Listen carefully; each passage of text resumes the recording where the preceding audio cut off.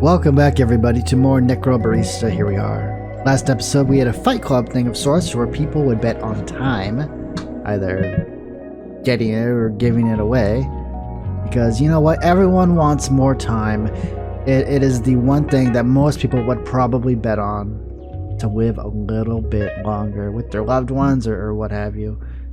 You know, it's a scary thing to know that eventually everyone's clock is just going to run out, and some people will try to extend that as long as possible, even now. But here we are, we're back at the cafe. We had some great stories last episode, learning more about the patrons of the bar, which I enjoy. This is day 2, 5 p.m., so he's getting close for his time to be over.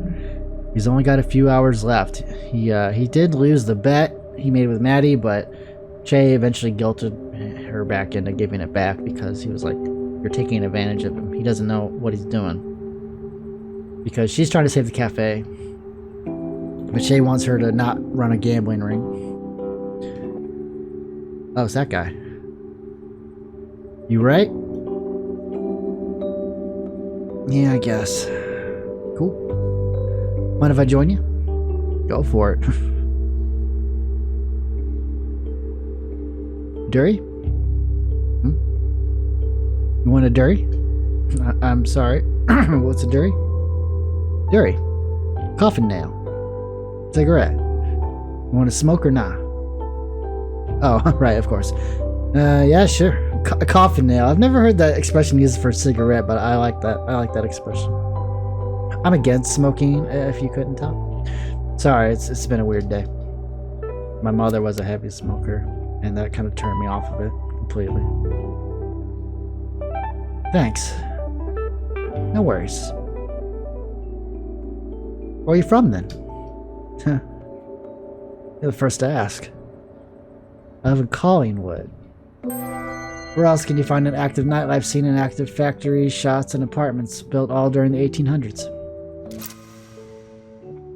Oh yeah? Whereabouts? Smith Street. Bit pricey up there these days, isn't it? Bet you like your Avo toast? Piss off. I've got housemates. Well, nah, I know what you mean. Bit odd. Being dead and all that. Takes some getting used to. Ned certainly knows what it's like to get used to being dead. People keep saying that, but you know, it doesn't make me feel any better. I understand. Do you? I reckon as much as anyone can, yeah. Right. Hey, what's Avo toast actually taste like? Huh? Never had it. Can't you just go out and eat some? I'm sure Maddie could whip it up if you asked. Avocados are a highly malevolent fruit. Don't trust them one bit. Plus, I've got this whole situation. Oh, so that's what the straw was for. You got it. So what does it taste like? I don't know, like avocado and toasted bread. Avocado's kind of cold and mushy, but it's got a good taste. Like peas? Definitely better than mushy peas. Love me a bowl of peas, mate. One famous Australian outlaw requested peas with a bottle of wine for his last meal before he was hanged. Interesting. What? Because they're the only thing you can eat through a straw. Watch yourself. Gonna zap me with your deathly council powers? First off, it's the Council of Death, not a death council. They're totally different things. 2, you really think that's what we do? Walk around shooting lightning out of our fingers? Well, when you put it like that, it does sound a bit silly, yeah. We don't do anything like that. We just keep things running smoothly is all. Harassing cafe owners to settle their time debt isn't something we like to do often. So you just keep the peace then? As fucking ironic as that sounds, yeah, Ned keeps the peace. Dude, I know. Want another? Sure.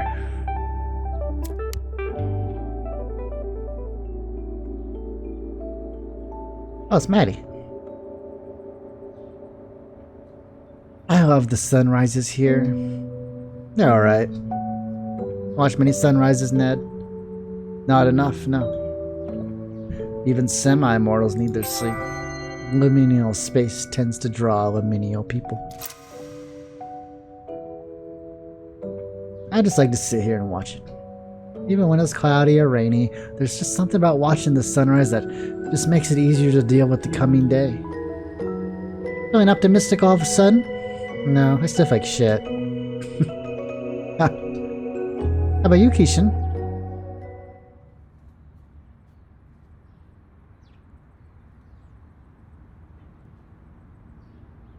Keishan? I don't feel great. I'm still having a lot of trouble. You guys, I'm dead. And I've only got a couple hours left before I have to go, and I don't think anyone here really properly understands what it's like to see your last sunrise ever without any idea of what comes next, and that's really fucking terrifying. I'm never gonna see my friends or my boyfriend or my family again. I'm just gonna pass on. I'll never know how they'll remember me or mourn me, or if I'm even gonna be remembered as a good dude who tried his best, or even if I'll just be forgotten in a year. But that good dude who tried his best couldn't even win a freaking game of Five-Finger Filet in the basement of a cafe that basically sits on the banks of the Styx, as far as I can tell. And God, I can't even tell if that matters. But the stakes low, high? I mean, I can't tell. I'm so disoriented. I'm struggling, trying so desperately to feel something, but all I feel is that I'm slipping away with every second. I'm losing myself by degrees, and that's incredibly scary, and I don't know how to deal with it.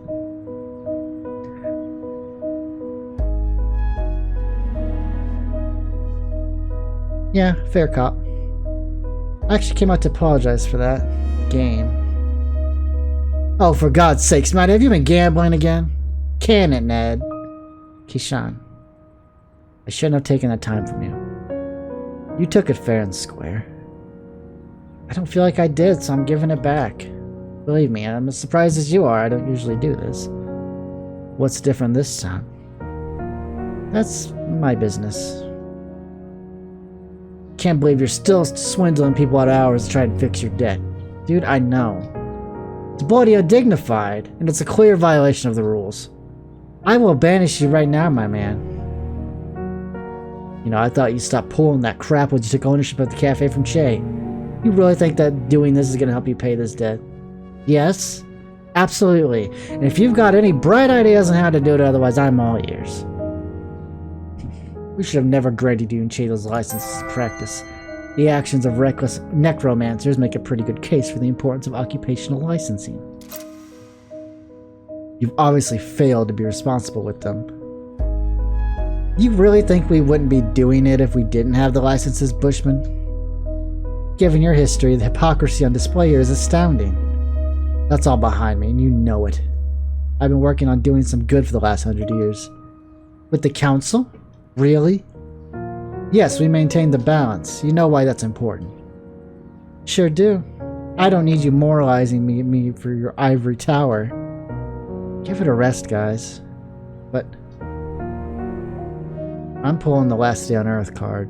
Quit it.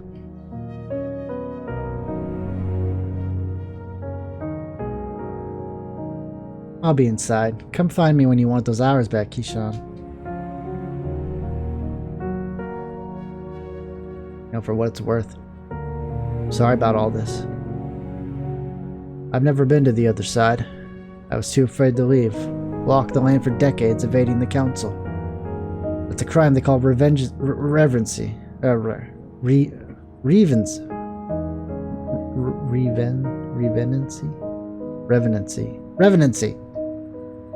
Staying too long, upsetting the balance.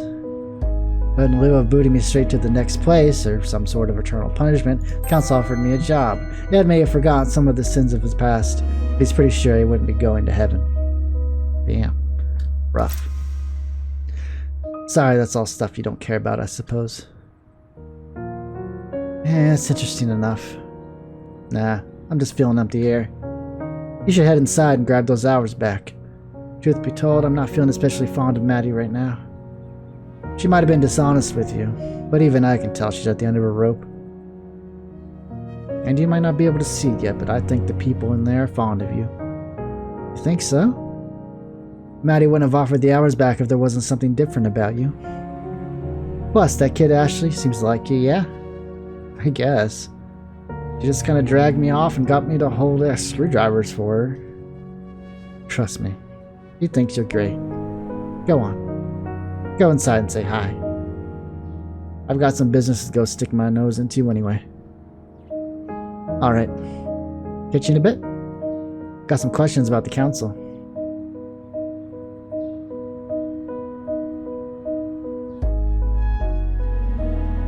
Of course. I won't be out for long. Later, mate.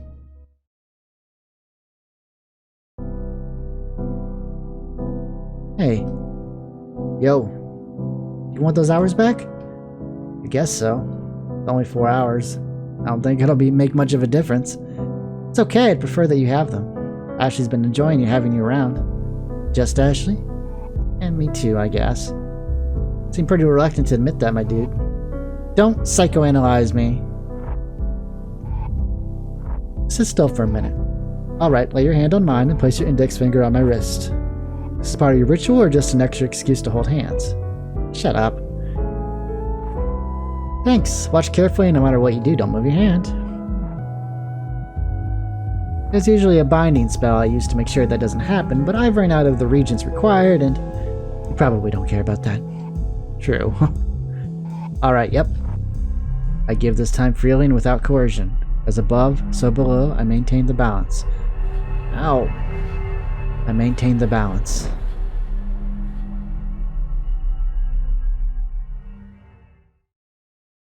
That's it. How do you feel? I actually feel better. I feel less itchy. Yeah, we weren't kidding about that yesterday. As you linger, you begin to upset the balance, and, as I understand, it doesn't feel good. Right, yeah. Why does Ned get to stick around then? Doesn't he just ignore it? Does he just, the council are a special case. They're more similar to demigods or demons than they are to us. That's fascinating. Tell me about it. I'd have joined ages ago, but they're uptight dicks. They don't seem so bad to me. That's because you've not run into any of the ridiculous rules. Bunch of bloody regulations on manipulating life force and certain standards on the treatments of spirits. There's gotta be a more inclusive term than human rights for all these not-so-quite human entities that are floating around. Is that why you gave me the hours back? Because Ned realized you broke the rules? No, that was all within the guidelines, despite its blustering. I gave them back because I felt bad, that's all. Oh, neat, so you pity me. I love that. I'm actually really into it. No, dude, it's not like that at all. No, you don't need to clarify. I get it. Seriously? Last day on Earth, moving on. Fine, sure. Sorry. Sorry, I've got to serve this customer. I'll help. Really? Probably not a two-person job. Sometimes two people working on a task will be less efficient than one. Sometimes Kishan doesn't care. Yep. Come on.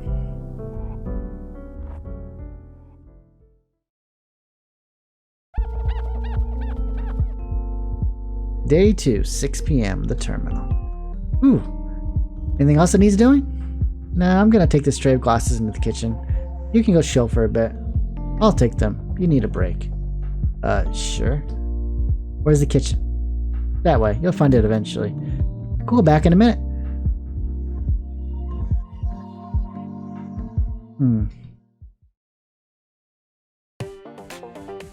That's Ashley, playing chess. Your pawns are nothing compared to the raw power of my castles. Rook and castle both offer protection for the defending team, but Rook seems to be more popular. Nothing. Yeah? What's this then? No. Ah! My castle! Brought low by my own hubris. No, it was just a pawn. And maybe a little bit of hubris. When Chasey's actually thriving, it's hard for him to feel like he's doing the wrong thing. Maybe it makes him overconfident. Maybe it makes him just the right of confident. Bishop. Knight. Ah. You're the castle and... Check.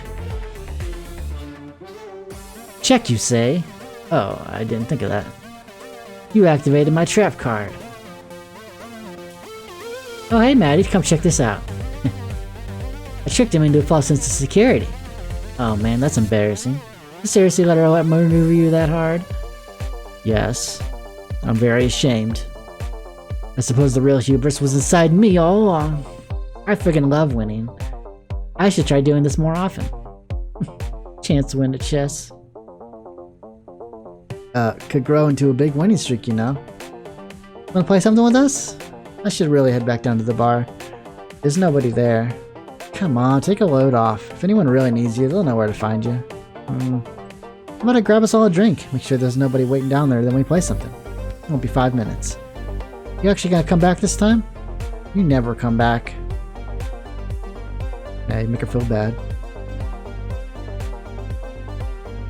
I'll come back. Promise. Why don't you go pick out a game while I'm gone? Let's find something, Ashley.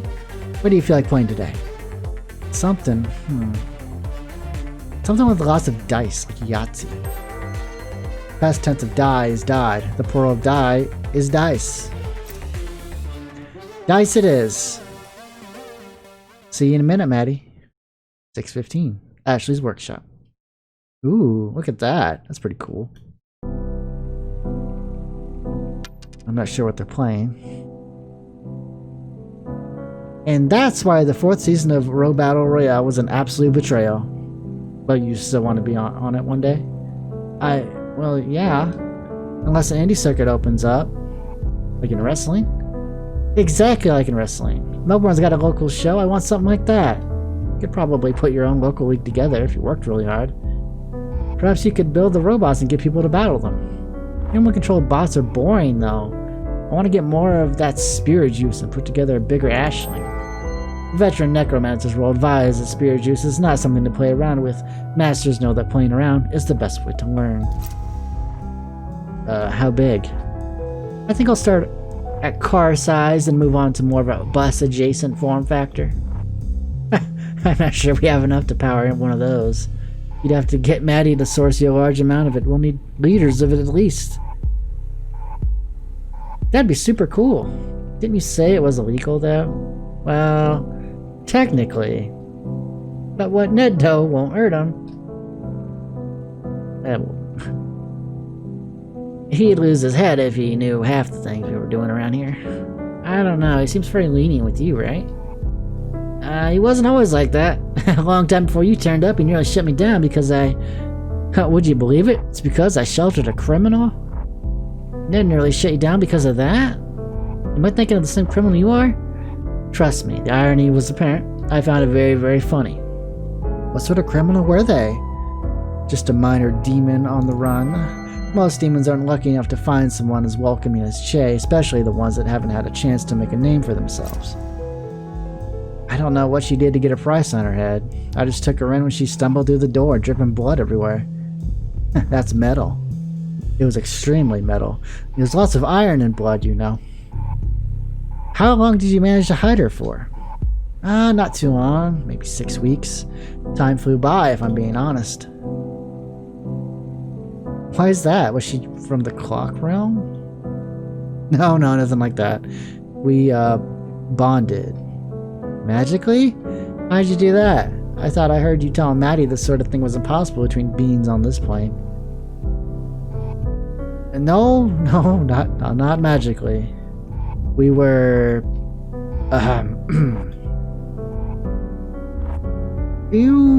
Wait, what did he say? I missed it. Lovers. Okay, lovers. Okay. That's what he said. Yuck. Ew. Happier days. Happier days. I love hearing about when you were young and reckless. Gosh, what do you think I am now, huh? Old and boring? Definitely old. Despite myself, I must say you're definitely not boring. There's that patented Maddie's charm. Well, you know me, I'm full of them. Oh yeah. Charms. Exes. Curses. That's all on your account, old man.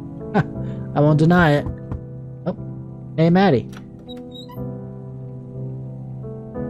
Hey, dude, having trouble finding the kitchen? Yeah, I couldn't. I checked everywhere. It's just behind the bar, man. You can't miss it. I told you. I checked everywhere. Now you're not catching my drift. It's just behind the bar. You can't miss it. Have another look. I'll be there this time. Sometimes you gotta remind the quantum hallways that they exist. Fine. How long are we gonna keep him here, Maddie? Ooh, we're keeping him?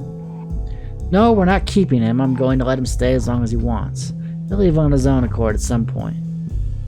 You feel sorry for him? Weirdly, yes. I don't usually get attached to customers, but he's a good dude. I like him. Do you like him because he's nice, or because he was good at passing your tools over? Yes. Don't get too attached. He's not going to be here forever. Well, duh, I know how it works. I'm going to enjoy having him around just like you taught me. Don't cry because it's over. Smile because it happened. Aw. Ashley, that's from the motivational calendar I threw out last week. I never said that. Yeah, same. I'm used to people moving on, is the point. I can deal with it.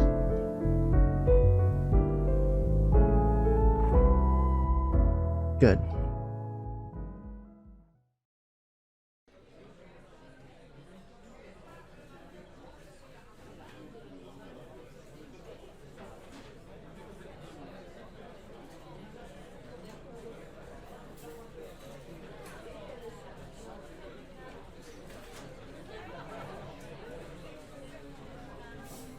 Oh, it's Ned.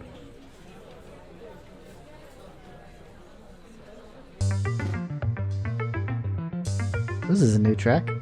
Oh no!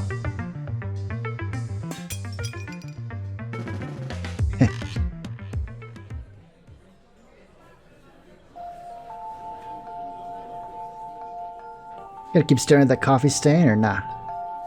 Yes. Okay, whatever. What do you want from this conversation? I'm an open book as far as matters of life and death are concerned. Yeah. I don't want to go. I mean, I know you probably heard this from, I don't know, 1,000 people or whatever. Given the amount of traffic the terminal gets and how long it's been open, 1,000 people is a pretty low estimate. I mean, it's not about staying around for people or, you know, wanting to go back to my old life. As wonderful and not stressful as that sounds. Like, I'm not afraid of what lies on the other side. I don't think there's any point to worrying about it until I'm there.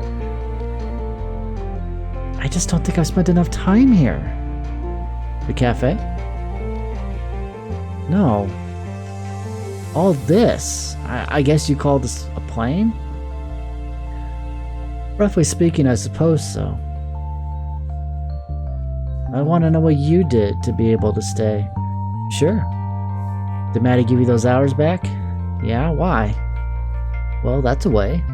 You can just find enough hours to stay as a spirit. Half there, half here, half gone. But it's a wretched existence. I wouldn't want to live like that. How would you find the hours, though? There's only so many you can get from consenting beings, right? The crappy psychology of gambling aside, you're right, yes. So the question is, how do you do that? How do you create life from nothing? The answer is you can't, Kishan. It's impossible. There's always got to be some sort of balance maintained. Everyone who learns to manipulate the fundamental life forces understands that, no matter whether they're doing good or bad things with their skills. Here's the thing, though. You don't need both parties to agree. It's just a social nicety. Something that separates us from, well, people who don't do that. That's where the idea of vampires came from, for example. The bastards. They're not special or anything, they're just dickheads. Anyway, you can take life force from people, you can also drain it from animals or plants.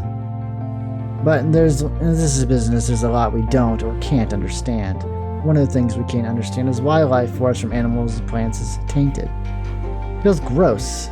If it didn't, everyone would take it, consequences be damned. How were you feeling today before Maddie took the hours back? I felt like I was slipping away. Like my mind was really foggy. It's scary to run when it's foggy. You don't know whether you might be running towards. It was really hard to think or put sentences together. Nobody really noticed, though. Typical.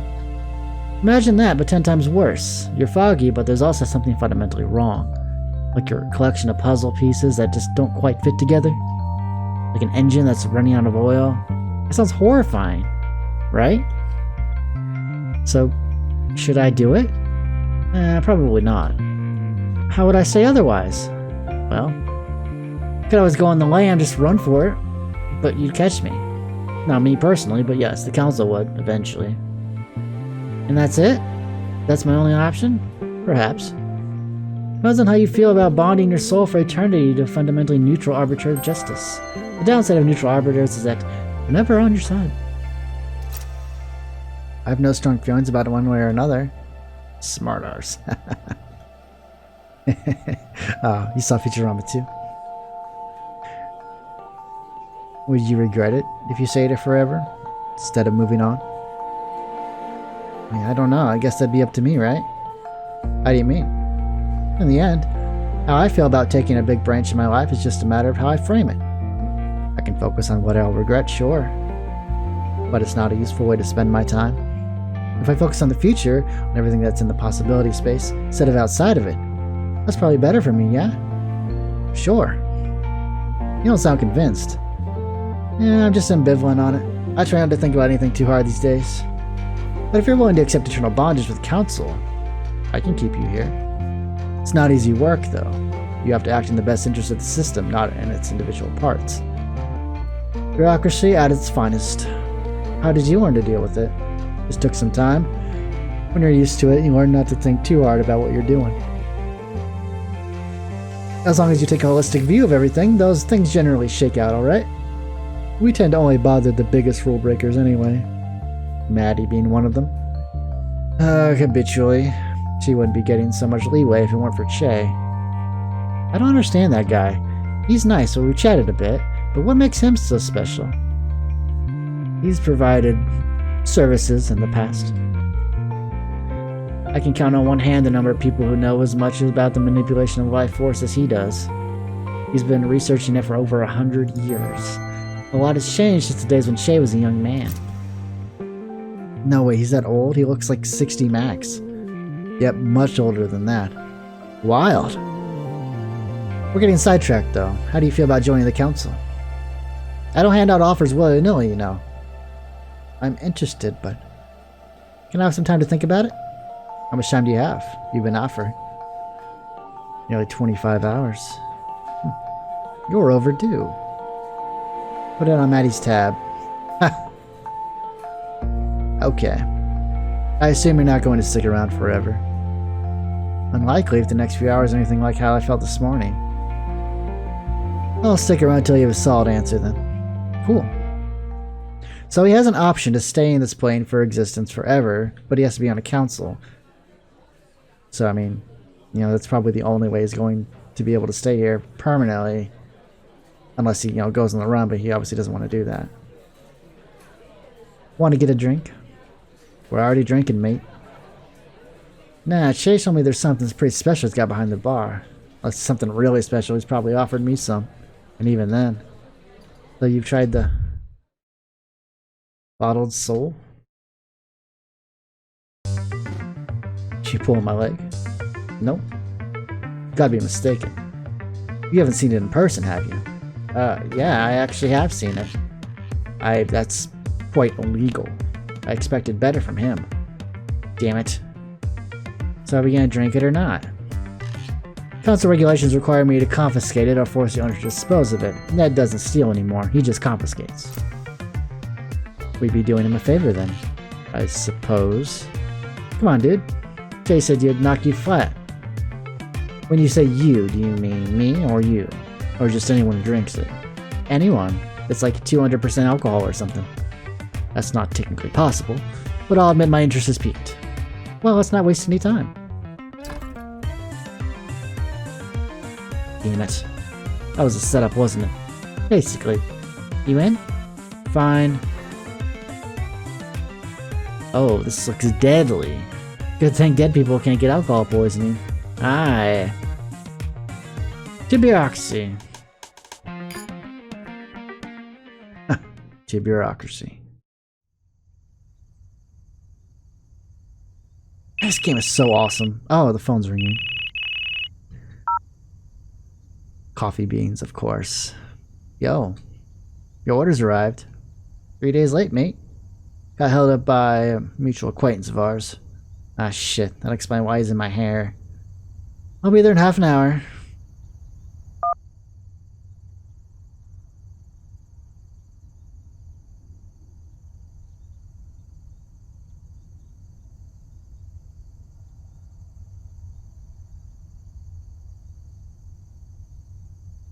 Okay, there we go. Achievement unlocked. End of the line. Oh, yay. Catabasis is considered to be a vital part of the hero's narrative. Every hero goes to hell at some point, and in the stories they usually come back, and that is the bit that seems weird to me. I don't think that's how it works in real life. Cafe has had a bunch of heroes come through claiming that they were going to conquer hell and come back. They never returned as far as I saw. The idea of Catabasis is that in the grand scheme of things, hell, or the underworld, or Hades, or whatever you want to call it. Anyway, it's on the outside of wherever we are, like we're trapped inside the sphere, and when we leave, we go to hell. Did the ancient Greeks ever consider that maybe we've been on the outside the whole time, just waiting to get in? Maybe they did. Matter of perspective, I guess. I'll ask it one sometime if I ever meet one. But perhaps we're just waiting our entire lives for this, to pass through the firmament to the next place.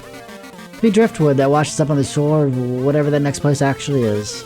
Seems weird, but maybe that's where we're naturally meant to be. I'm thinking it's possible that this world isn't some sort of proving ground or anything. Maybe it's just a waiting room. A beautifully flawed, complex waiting room. Personally, I don't think there's anything like heaven or hell waiting for us. No judgment either. The world doesn't ever operate in binaries or absolutes. That's just flawed human thinking projected onto things that are much, much more complex than they can ever perceive. And I don't think what's waiting on the other side is even something that we can conceptualize. I bet it's cool. It's a shame that it's a one-way trip, though. Shame indeed.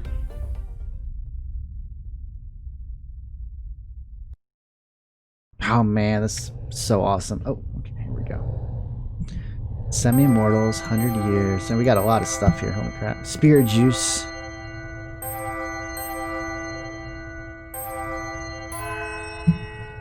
Okay, so we got some things to unlock here. Lore. I don't think we've got that one yet. Terminal. Collingwood, Melbourne. 4 P's is food, obviously. 2-person job is Kishan. Hubris is Che. Spirit juice is magic. Okay. We're done. That was 33 minutes? Boy, I sure didn't feel like it. Didn't feel like it at all. Hopefully we can do some story stuff here. Here we go.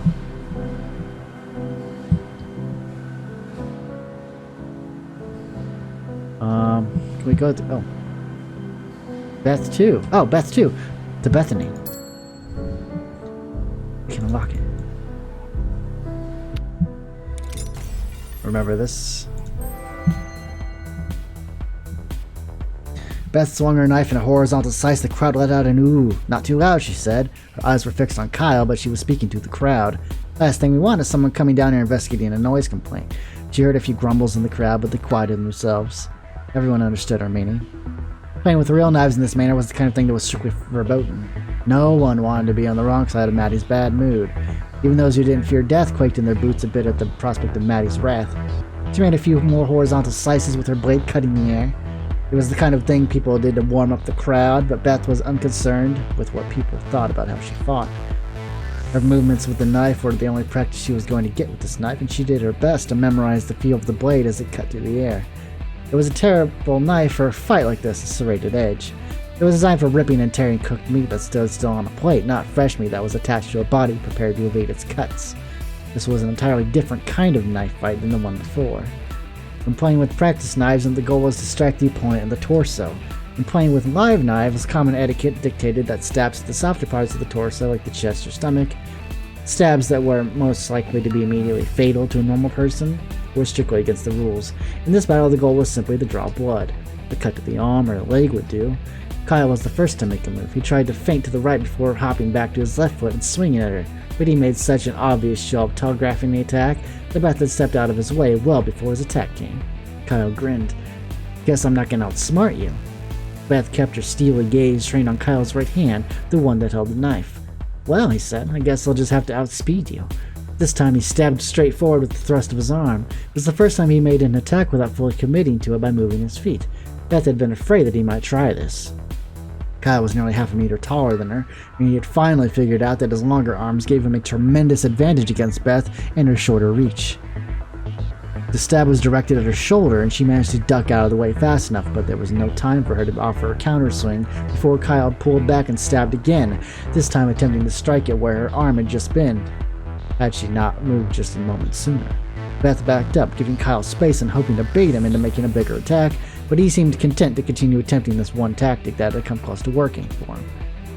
As she stepped back, he stepped forward, and only after planting both feet did he go in for another stab. There was nothing Beth could do but step back, giving him even more space to maneuver, all the while becoming increasingly aware of how close her back was coming to the wall behind her. She needed to do something to throw him off balance and find a way to reset.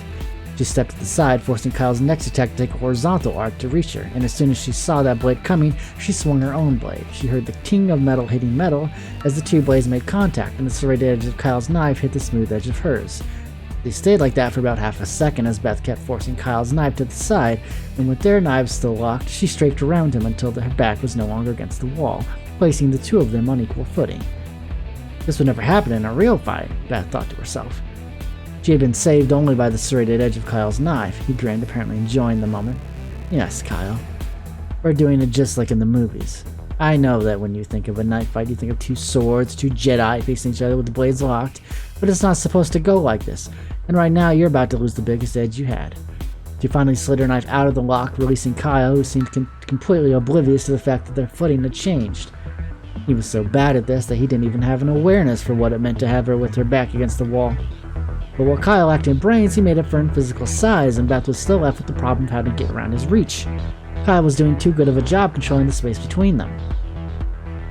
She couldn't go straight for his chest like she had before, not that she intended to strike him in the chest, she hadn't forgotten the rules.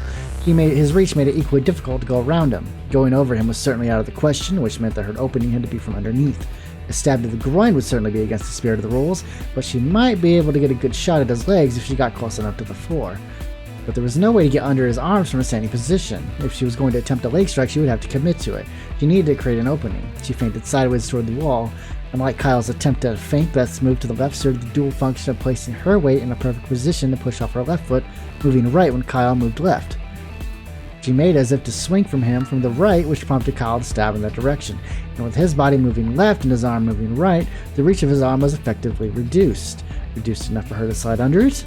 There was only one way to find out. She bent her knees, falling forward like a sprinter leaning forward on the starting blocks. There it was. He twisted to the right, reflexively trying to kick at her, allowing her to lunge forward and place her knife directly in the path of his swinging leg. He was grunting. Whoa, he let out a panicked yelp. No, he wasn't twisting. He was falling, and with the way her knife was pointed up, it was positioned to anchor itself directly into his belly if he fell on top of her. She reflexively tossed the knife aside, hearing it clatter to the floor as Kyle's weight came down on top of her. His tumbling knee struck her directly below the chest, and she felt herself falling back, her head falling to the floor until the moment she felt the impact of the ground on the back of her head and everything went black. Oh my god. That's awful. Is there other one? Might be it. I think that's it. Okay, let's go back in. Teen Transient.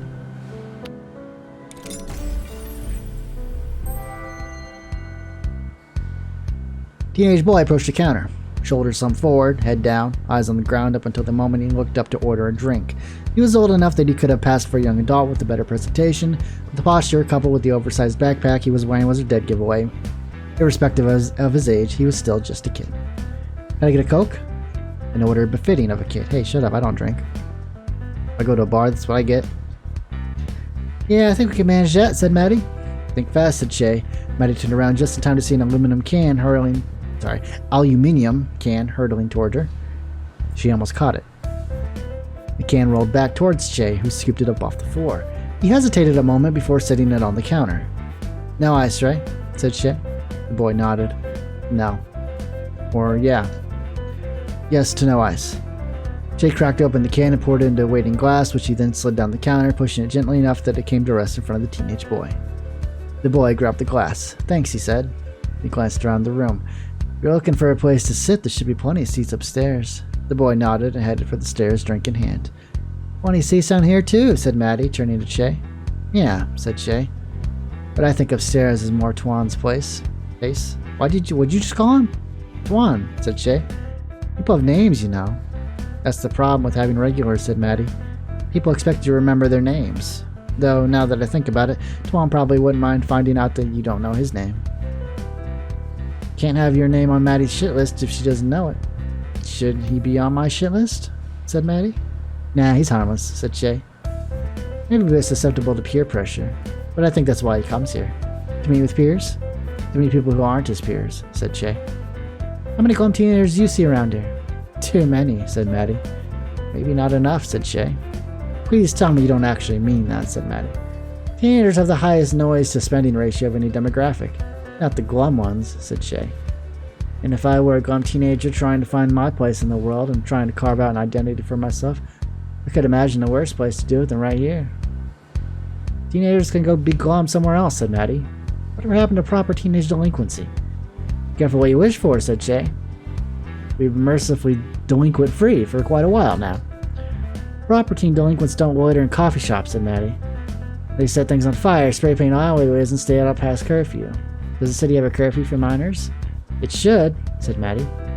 Teens need to be able to break rules, and all the better if committing acts of vandalism at 11 p.m. gives them a 2-for-1. Maybe they should avoid delinquency and just stick to general mischief, said Shay. Oh no, said Maddie. We already have plenty of mischief around here ever since Asher set up shop. Got it, said Shay. Next time I see Tuan, I'll tell him that he needs to be committing more crimes.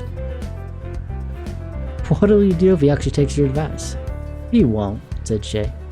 Peer pressure only works if it's from a peer. Someone of my age telling him it'll be cool if we start swiping liquor won't do much to assure him that becoming a thief is the ticket to popularity and acceptance. So find another teenager to tell him. I'll keep my eye out, said Shay. That's cute. Okay. Alright, it's more story.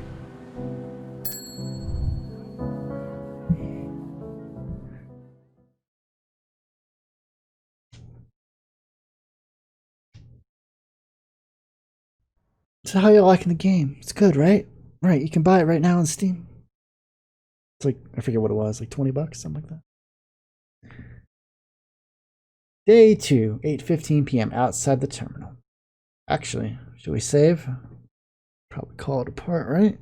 Yeah, probably a part. Can I save right now? Be able to. I can. Save slot, yes. Alrighty. Well, that'll be it for this episode. I'll see you all next time. And as always, have a good day.